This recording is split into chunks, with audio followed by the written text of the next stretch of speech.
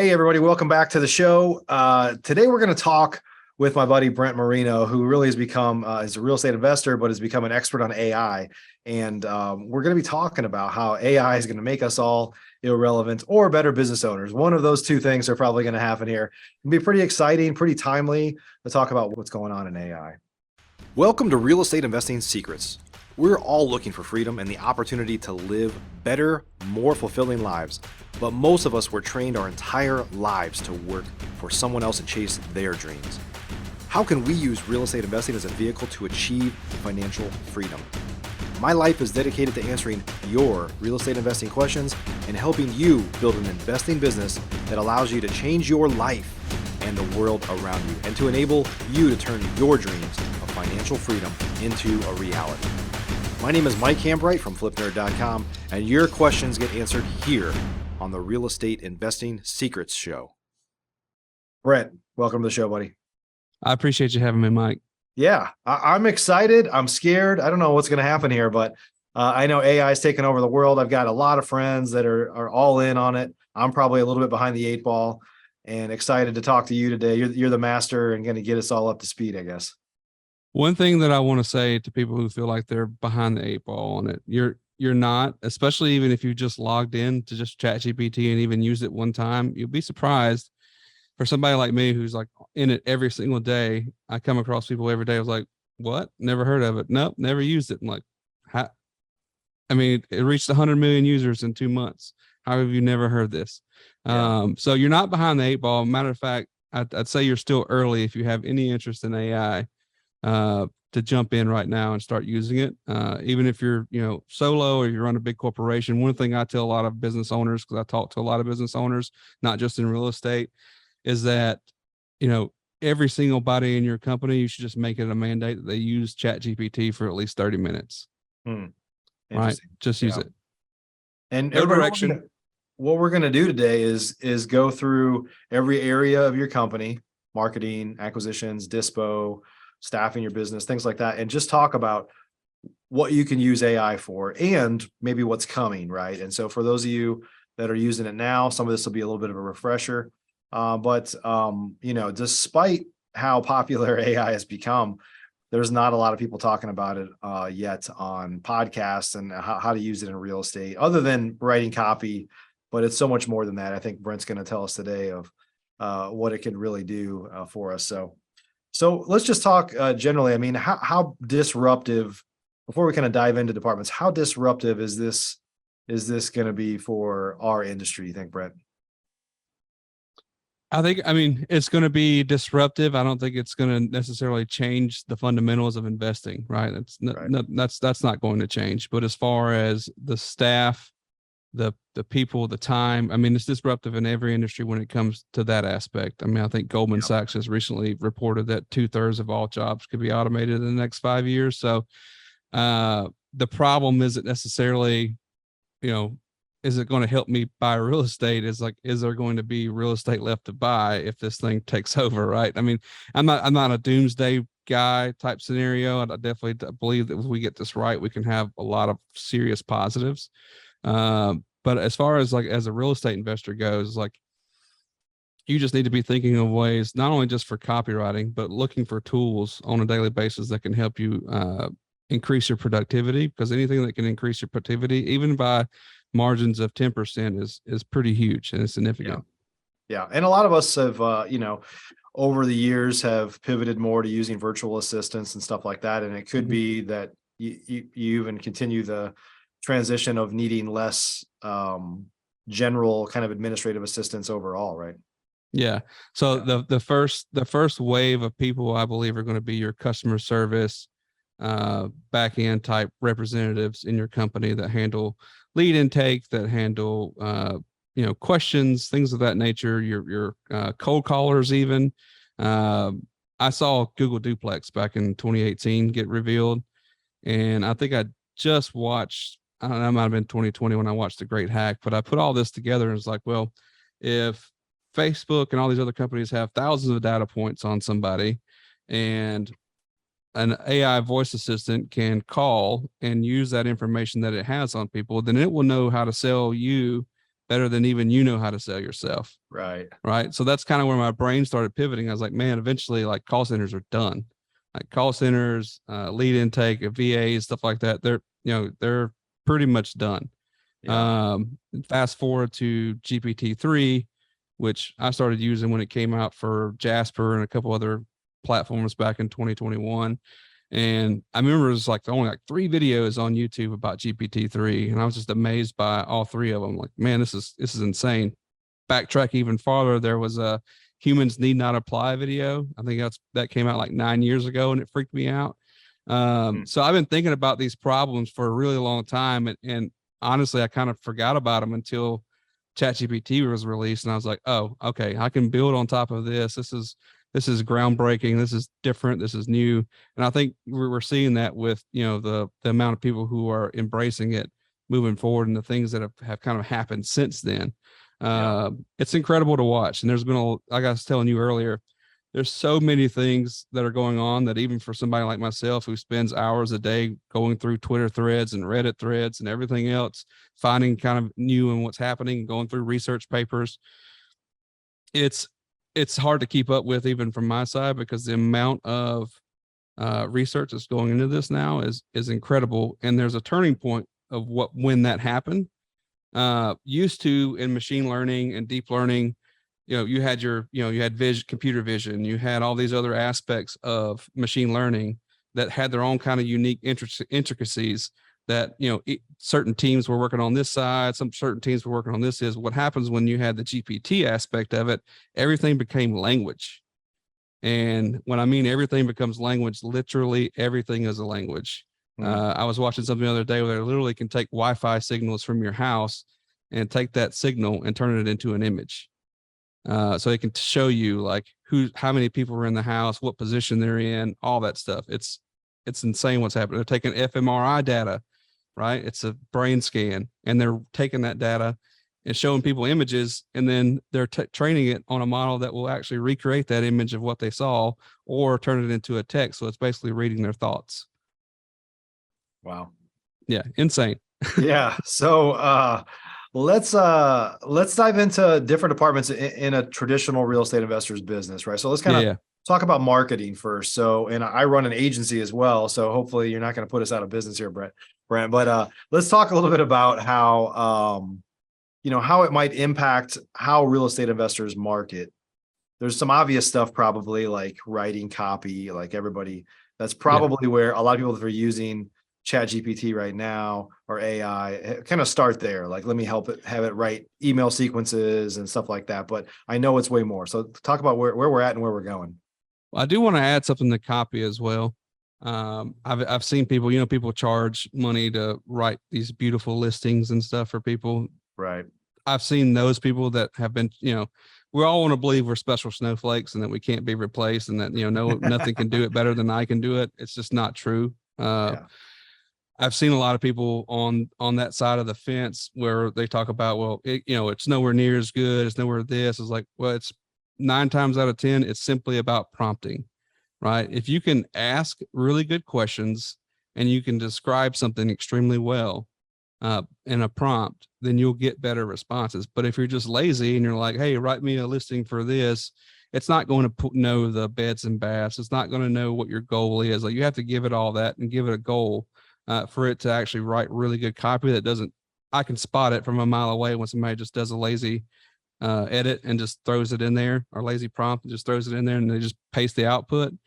That's easy to spot. And I think a lot more people will become aware of that. So that's copy.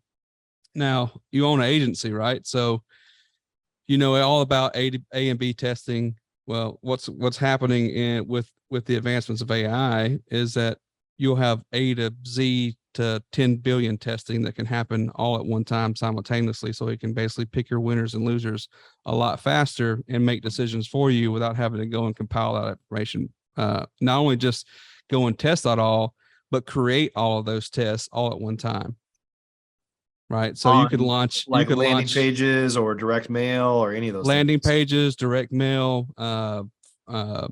Facebook ads, PPC ads, any of that stuff.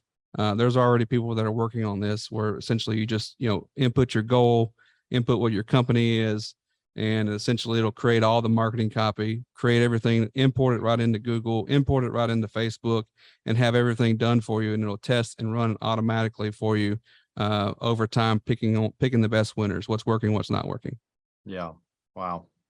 So significantly saving you a lot more in time, energy, and cost, and not necessarily requiring you to hire a PPC manager or a Facebook ads manager or something like that. Yeah. And how do you think the ad platforms, let's just say like Facebook, for example, Google, how will they transform to accepting that to where there's not as potentially as much manual management of ad campaigns and stuff like that? Like, how can it iterate and make campaign changes on the back end, like from a campaign management standpoint? You talking about from like if you're inside a Facebook ad manager? Right. In the ad managers, or you're in the Google ad platform. I mean, I think eventually what will happen is they're going to implement their own systems that will do all that for you, or they'll probably end up acquiring one of these companies that are doing it. That's essentially the way they typically go. But yeah, currently, I mean, I wouldn't really know how to answer that question. But they will evolve to be able to interact with the perfect advertising campaign, and it just did it for you while you were sleeping. Correct. Yeah. It's and it's really interesting to think about, well, what does PPC look like once Google puts in their chatbot in their search bar, right? Yeah, so they're still working on that. Right now, entrepreneurs expect to be able to compete on something, right? If everything's optimized, how is there more than one company that does everything in America, you know? that's where we come into regulation, and that's where I think, you know, as a whole, as our, you know, not to get too political, but that's been the biggest problem in our country in general for the longest time, not just in our politics but in our corporations. We have these monopolies, duopolies, all these things. Right. But this is where I get really into the weeds of things, and I know it's just not necessarily about real estate, but if something doesn't happen quickly and we don't fundamentally change as a society, we're in for a rude awakening. Or if we don't regulate this to death, and then at that point, like, who regulates what, and how do we trust other countries to regulate it? I mean, it's a big problem, and that's why you see meetings at the White House, and you see the European countries are getting together and trying to figure out what the future looks like. And it's my goal to kind of hopefully have a seat at one of those tables one day. Yeah, that's awesome. So let's move on and talk a little bit about acquisitions, right? The acquisition side of our business. And so obviously there'll be some AI, some ability to analyze deals, crunch numbers, evaluate things, right? It's, as you know, that stuff's not hard at all. It all comes down to how good are the inputs in the first place. But talk about how the acquisition side of the business might get impacted. Yeah. So, I mean, I think 80% of your acquisition process can be automated because, again, it's a lot of the same questions that you need answers to. It's the deal structuring that's going to be a little tricky, especially for somebody like me who kind of thrived in the creative side of things. Yeah. So, you know, there's so many different ways to structure a deal, and there's, you know, AI can't understand the fact that, well, I'm giving them a boat or giving them this or whatever, you know, for all that stuff. But I think what you're going to see is, when it comes to acquisitions, is that your forms, your chat on your website, and your SMS and phone intake can all be automated and be undetectable, whether or not if it's an AI doing it or if it's a human doing it. We're already pretty close to that right now. As a matter of fact, I'm working with a company to build voice assistants for real estate investors. And they've already offloaded 75% of the Golden Nugget casino hotels of their reservations to AI voice assistants. So it's working, and it's going to happen to where eventually, like, VAs are kind of, their days are cold callers, VAs, lead intakes, that those things are going to be automated. So, which is great for a business owner, right? Not so great if you're an employee and you're, you know, a customer service employee or lead intake or acquisitions manager at a company. I'm not saying it's going to happen, you know, tomorrow, but I think within the next 12 months, you'll see a massive shift in what you'll need as a company when it comes to employees. Yeah. And there's probably there's some delay, I would assume. Like a lot of folks that we buy houses from tend to be a little bit older, right? And they're probably more likely to want to sit across the table and look somebody in the eye, right? I mean, there's just like, and I believe this, and I support people that do all these things inside of my mastermind and other things. There's people that buy virtually over the phone across lots of markets, and there's people that go meet with them at the kitchen table, and the kitchen table folks still outperform virtual just because of that personal touch. And so there is some balance between what is possible and what's realistically implementable, I guess, too, right? Yeah, I mean, I'm a firm believer of the kitchen table. I mean, no, there's nothing wrong at all people doing it virtually. I'm just, in my mind, if the parameters are the same, we can spend the same amount of money on the same house, and I can meet them in person at their kitchen table and talk to them, I'm going to win. Yeah, I agree with you. Yeah, I believe that too. So my point is like, even though, grandma could get on there and fill out a form to analyze her house and probably get a bunch of virtual automated offers, right? There's the folks that can still build that relationship human to human are still going to have a leg up certainly for the foreseeable future, I would assume. I think it's going to become even more important.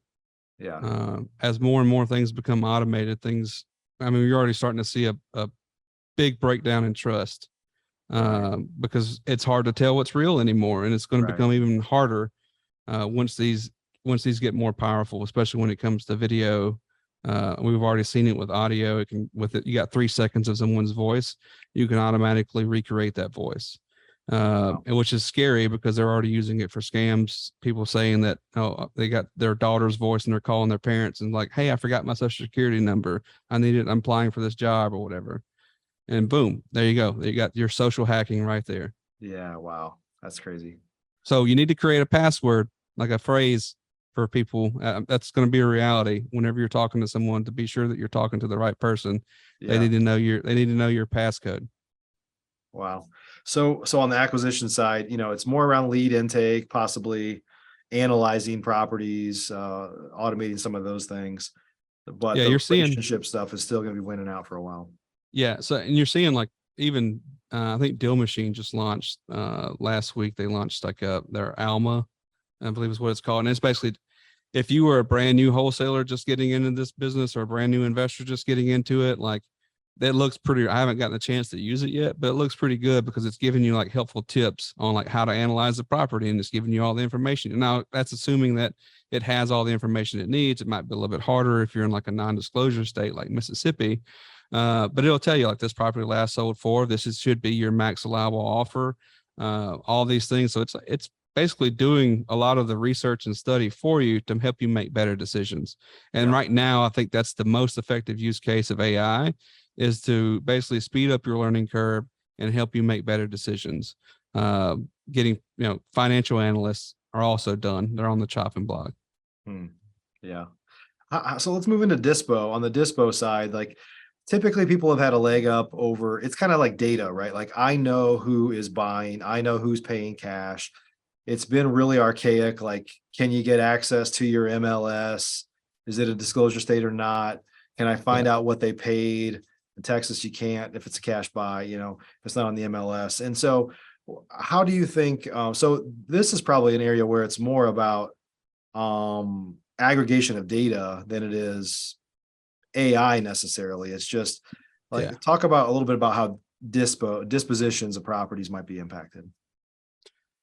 I mean, it's obviously going to become much easier and more automated. I can't tell you how many times I've wasted time on the phone with a buyer who's got a million questions about a house when I've sent them literally everything they could possibly want. I mean, I got to the point where I just started every house that we were going to wholesale. I never knew if I was going to wholesale. If I put it under, my philosophy was, if I put it under contract, I'm buying it unless there's something I find that's, scary wrong with it. So I always put it under contract, and I paid for an inspection. Now that might be a $300 expense, but I took it as a cost of doing business. And if I found something on that inspection report, well, then I can always go back to the homeowner and be like, hey, look, I didn't know this was a thing. Clearly, this is an issue that we're going to have to fix. That's a lot more than what we originally discussed. Right. And they'll work with you usually 9 times out of 10 on renegotiating. So you'll be in a better shape. But as far as dispositions go, it's going to be just simply push a button and you'll be able to have hundreds of conversations with everyone on your list automatically without ever having to actually talk to them. And then just getting when someone gets through the funnel, essentially, here's a contract, boom, and here's it back. Yeah.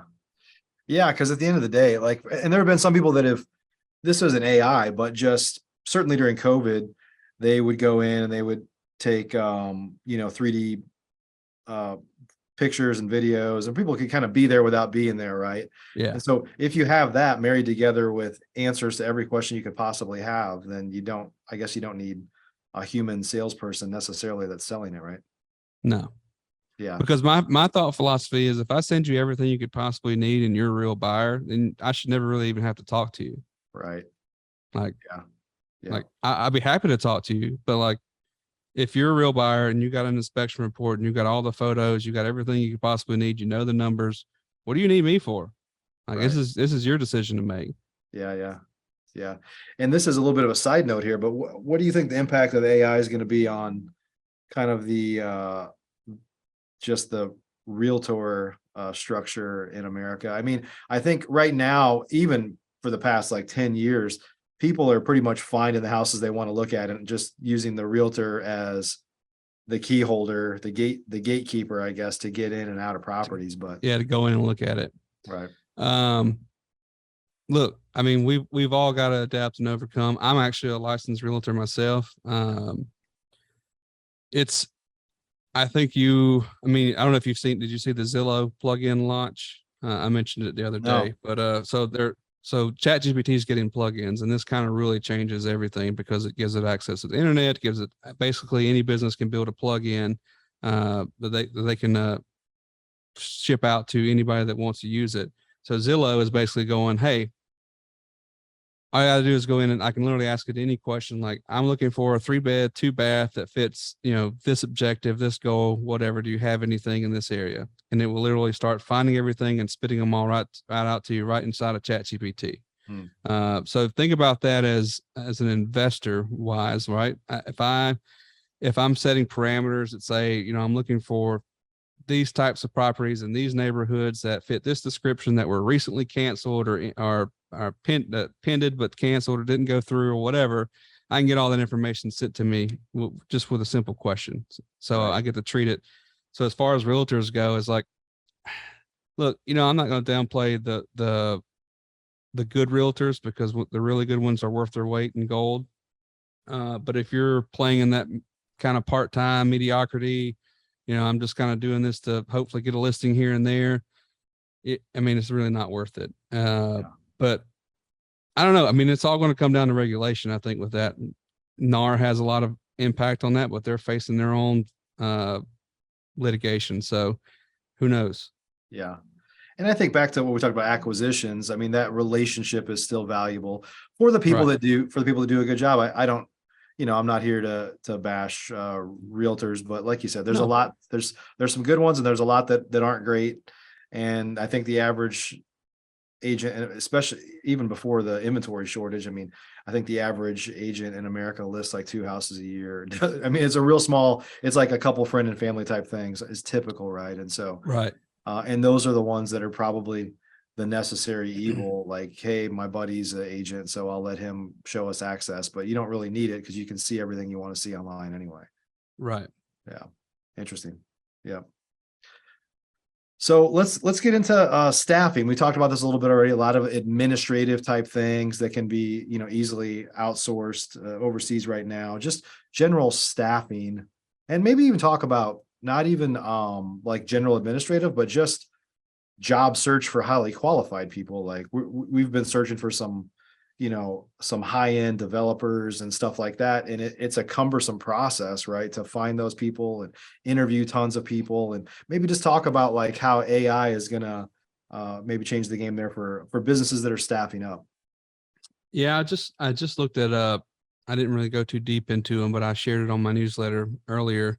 There's already several companies that are working on like HR that are basically powered through AI. Holly, I think Meet Holly, right? It's either Holly or Meet Holly AI is one of those companies, and they're basically using AI to help you with your HR.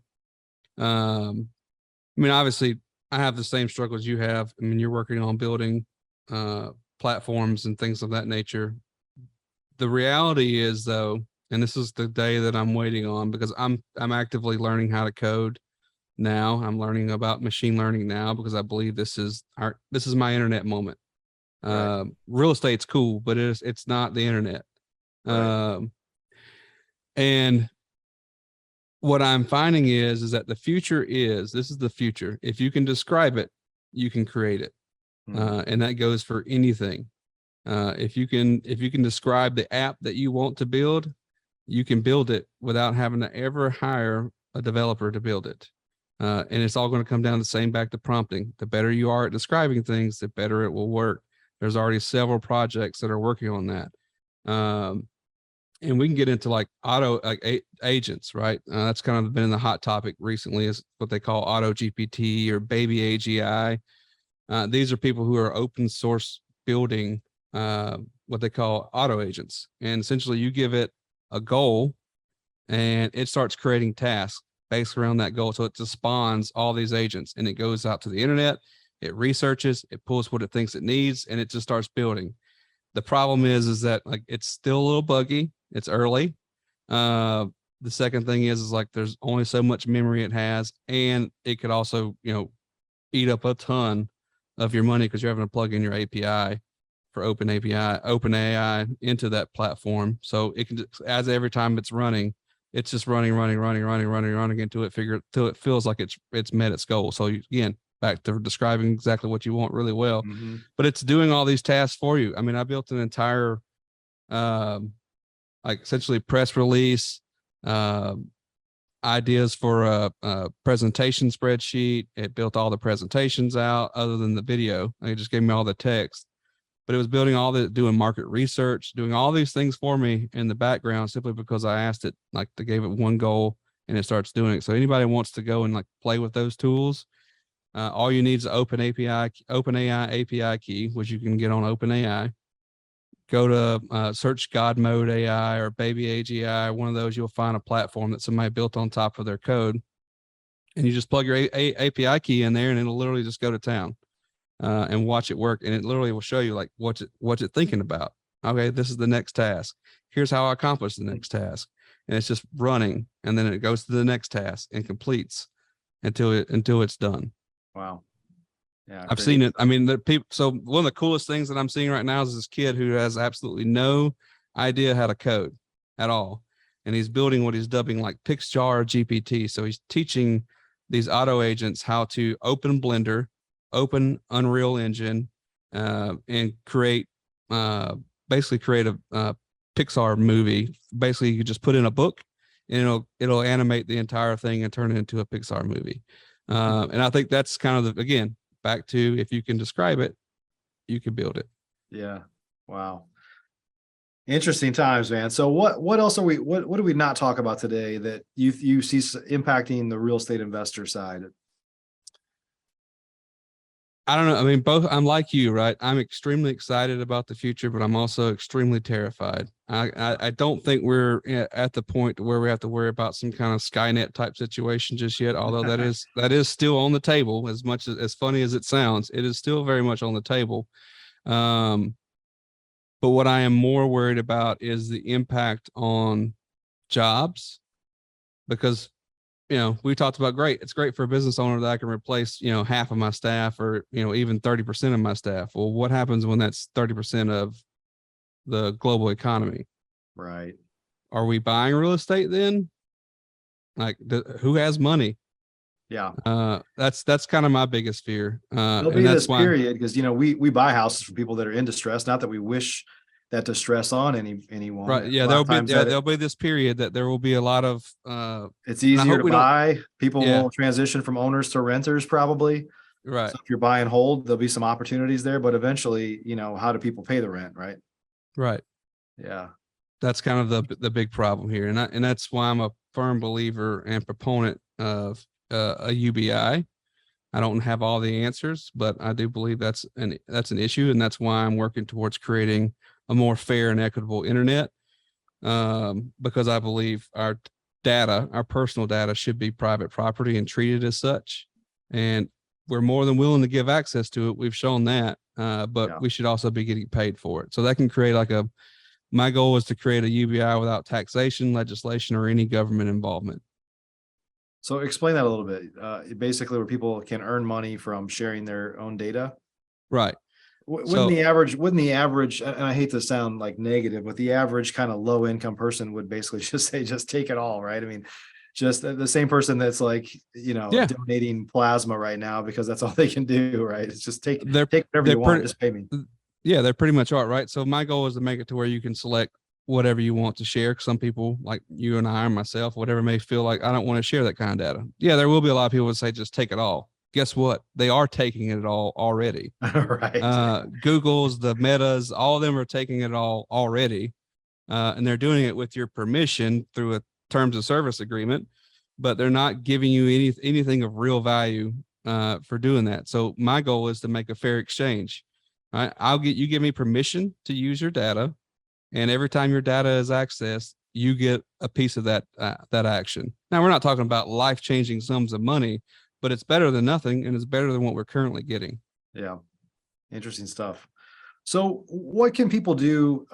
This is a little bit of a loaded question, but what can they do to prepare for this? And this is the same thing people should have been doing all along: is focus on skills that are transferable to other things, and having a skill set that's, if you were basically a buggy driver like a long time ago, like your days were numbered, right? So what can people do to kind of prepare for this, do you think?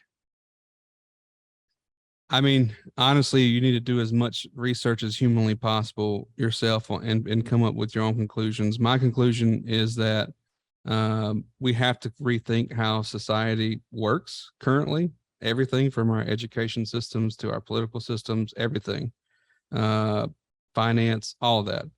We have to rethink a lot if we're going to truly evolve into a species that wants to inhabit this earth for a long period of time.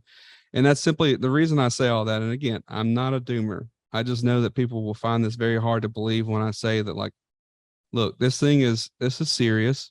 This is not the horse and buggy situation. Right. You could say it does, we have cars and there's more jobs that were created from that. There's all these issues. The problem is I've not heard one researcher say, well, this is the exact same, this is the jobs it's going to create. No one can pinpoint that. And no one ever really has been able to pinpoint that until it happens. But what AGI really is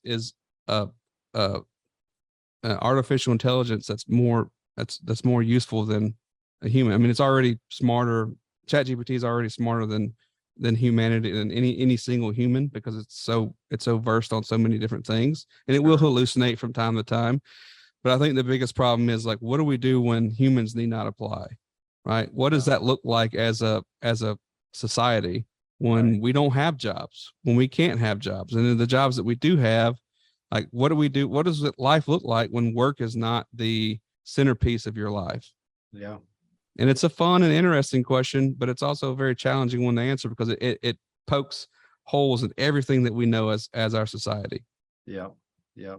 I look forward to the day when none of us have to work. Like, I feel like I've done the last 20 years of my life. I feel like I've done everything to not work, because I've always went after things that I enjoyed doing. Ever since I graduated high school, I moved to Chicago, went to go work for a record label. Like, I always figured out a way to travel, do the things I love, to make money and make a living. So I'm one of the few people that have never really had like that corporate job that they hated, or, had to go work, shitty manual labor jobs out in the field somewhere. Even though I've done those, I grew up on a farm. I just want to know, like, what do we all do? Like, what are we going to do? Like, what is money? Yeah. Interesting stuff. I know. I'm over here like probably just rambling and ranting. No, it's like, it's hard, because it's hard to banter because you don't know. Like, it's not like, well, here's what I think is going to happen. I have no idea, I mean, I think there will be within the next 5 years, half the population on this planet will have to be reskilled or uptrained to something different. Transportation jobs are pretty much done. Automation's taking care of a lot of I mean, they've already automated the crap out of everything, but when you get more general purpose robots that are meshing with the AI, which is happening at the same rate of speed that we're seeing on other things, that's what people don't realize, is that now that everything has become a language, everything is working in a singularity towards one goal. Right. And it's moving at an exponential rate that we have never seen in any kind of industry, any kind of technology, anything. So that's why you saw like the leaders of AI saying like, hey, we need to pause for like 6 months. And I wasn't even a big proponent of the pause. I'm not a proponent of the pause of research. I'm a proponent of pausing public deployment until we can figure out, hey, what's going on, because there's things that they don't even understand themselves. They don't understand why it's learned languages that it was never taught. It just learned on its own, and no one can explain why that happened. So like maybe we should like really figure out what we're unleashing to the public first and what the repercussions could be before we just do this massive deployment. Because what happened is Google's been doing AI for a long time, right? They bought DeepMind years ago. They were part of the AlphaGo that beat the best chess players in the world. They've been a part of it for a long time, but they weren't releasing anything to the public, which again, there's a, damned if you do, damned if you don't type things. Like when you release something like that, and when you keep it private, OpenAI came out, released ChatGPT, and caught Google on their heels. And now they've been trying to race to catch up ever since. But what happens is when you create that race, everyone gets in on the race, and no one's really concerned about the casualties that happen along the way, as long as I beat them. Yeah. Yeah, absolutely. Well, Brent, I know you share a lot of information online about this on your, I don't know if you refer to it as a blog, but tell us where people can go kind of follow along with your learnings and your My takes. Your takes on everything. So I semi-daily newsletter called Ideations. That's AIDEATIONS.com. That's where every single day I'm taking Twitter threads, Reddit threads, newsletters that I'm reading, research papers that I'm reading, and I'm just breaking them down in kind of like 2-paragraph common sense. Here's what's happening. Here's the impacts. Here's what this means. Sharing 5 to 6 cool tools that I come across every single day, and usually throw in a video, and then occasionally some instructions on like, here's a cool prompt that you can use it. Here's how I used it. Things like that. So I do that, like I said, 3 to 5 times a week. I write that newsletter, and it's a lot of fun. And right now we have about, I think 6,000 or 7,000 subscribers on that. So we have a 50% open rate. So it's working. It's doing something, and it's free to join. There is an option to pay monthly, but that's just to show some support. And I do a monthly call with the premium subscribers. So, but it's $5 a month. It's pretty cheap. Yeah. Awesome. Well, we'll add the link down below for those of you that heard it but didn't write it down, for how to get to ideation. So Brent, hey, thanks for sharing your knowledge with us today. I'm hoping that it opened the eyes to some bigger issues. And I know this is all about real estate, and I love real estate, and I'm a firm believer that it's the easiest and quickest way to become truly wealthy. As far as like, not having to work for a living. I just want people to understand that, while I may seem like I'm talking about things that are 10 years off, I'm not talking about things that are 10 years off. I'm talking about things that are a year out that are going to have severe impacts on everything. While it's great to think about how can this benefit me? Well, I think we all need to be discussing how can this benefit everyone, and what that world looks like moving forward. But at the same time, yes, be using it in your businesses. Learn how to automate a lot of your processes. Take advantage of it, because if you're not, you're going to be one of those that's left in the dirt. Yeah. Awesome. Well, good stuff. Exciting and scary at the same time. A little mixture of both, I guess. Yeah. But thanks for. I'm optimistic. Look, at the end of the day, it's always been. I mean, I've been in the real estate investing industry for 15 years, and it's always been a race to who can be a better operator, who can be more efficient, right? Who can do all these things, and that race is just is certainly picking up speed, right? And so you need to kind of evolve, or you're going to die. But hopefully, some bad things that could happen don't happen in the process, I guess. Let's hope not. I'm very optimistic that we'll get it right. It's just my goal is to create awareness on what the problems are. Yeah. And then moving past that, again, it's just very simple. Like, learn to be using, like, you should be using ChatGPT every single day for something, for at least spend 30 minutes every single day. And ask it questions, treat it like it's your mentor. I used to sell courses and mentorships and things like that. Like, it's really not necessary anymore. There's a lot of money that could be paid for like real guidance, right? Like a real mentor is worth their weight in gold, and they're definitely worth the money. But if it's a course, like, unless it's on something brand new that ChatGPT wouldn't have access to, which it's coming anyways because they're integrating the web plugin, there's really no need, because I've literally learned everything I could possibly want to learn about how to build a social media company, what the presentation should look like, what the press release should read like, what the video, the commercials, all these things. I just asked it questions for the longest time. I just had all these roadblocks of, I don't know how to do that. I don't know how to do that. Talk to it like it's the expert at everything you could possibly think of, and ask it the right questions. And I promise you'll be amazed at what you can learn and how fast you can learn it. Yeah. And use that opportunity to improve your skills so that this is less of an issue for you, right? Correct. Yeah. Awesome. Brent, hey, thanks so much for sharing your time with us today. Thanks, Mike. Yeah, everybody, hope you got some good value from today. Don't be scared. There's lots of opportunity here. If you use these, just like there's lots of tools out there that in the wrong hands can be used against you, and in the right hands can be used for good, right? So I think that's the key here. Still plenty of opportunities in the real estate investing industry. That's not going anywhere. Just do the right thing for people, serve people, and make some money along the way. So thanks for listening to today's show. Have a great day. There are 3 ways I can help you start or grow your real estate investing business. If you're a new investor and just getting started, the FlipNerd Investor Coaching Program is the most effective program in America. I've been coaching and mentoring new real estate investors for 10 years, and my students have literally purchased thousands and thousands of properties. Many of them started with little to no experience at all. Our program is a paint-by-numbers program where we tell you exactly what to do week by week to make sure that you don't get distracted on your way to results. We show you how to build a real business, not just create another job for yourself. New memberships are limited. You can learn more and apply or schedule a call with me and my team at flipnerd.com/coaching. If you're an experienced investor doing a minimum of 10 deals a year, up to 500 deals a year or more, or have a multi-million-dollar real estate portfolio already, you should check out our powerful Investor Fuel Real Estate Investor Mastermind. Over 100 of the nation's leading real estate investors are members, and it's not uncommon for our members to 2 to 5x their business just from getting around other members at Investor Fuel. At Investor Fuel, each of us are business advisors to one another's businesses, but we don't stop at business. We focus heavily on becoming better people and living fuller lives.